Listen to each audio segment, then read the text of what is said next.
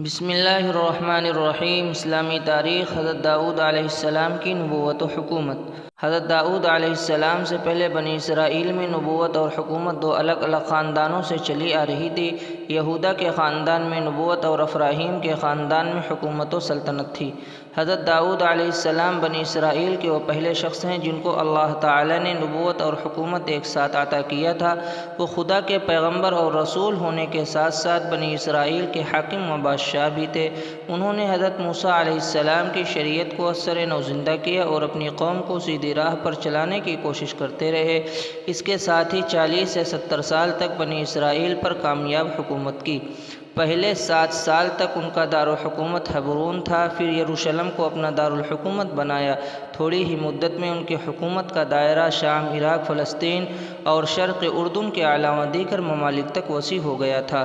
تاریخ اسرائیل میں ان کے زمانۂ حکومت کو ملکی فتوحات اور حسن انتظام کے سلسلے میں مثالی سمجھا جاتا تھا۔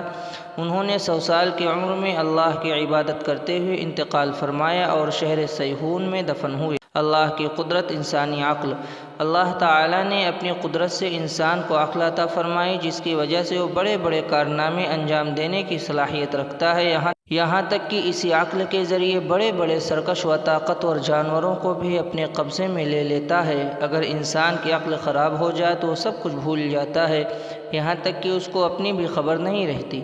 مگر یہ اللہ ہی کی قدرت ہے کہ اس نے انسان کو عقل عطا فرما کر دنیا کی چیزوں سے فائدہ اٹھانے کا سلیقہ عطا فرما دیا۔ ایک فرض کے بارے میں والدین کے ساتھ اچھا سلوک کرنا۔ قرآن میں اللہ تعالیٰ فرماتا ہے، تمہارے رب نے فیصلہ کر دیا ہے کہ اللہ کے علاوہ کسی اور کی عبادت نہ کرو اور والدین کے ساتھ احسان کا معاملہ کرو۔ فائدہ ماں باپ کی خدمت کرنا اور ان کے ساتھ اچھا برتاؤ کرنا فرض ہے۔ ایک سنت کے بارے میں سرما لگانے کا سنت طریقہ۔ حضرت انس رضی اللہ عنہ بیان کرتے ہیں کہ رسول اللہ صلی اللہ علیہ وسلم دائیں آنکھ میں 2 سلائی پھر بائیں آنکھ میں 2 سلائی لگاتے، یعنی ایک سلائی دائیں اور بائیں دونوں آنکھوں میں لگاتے۔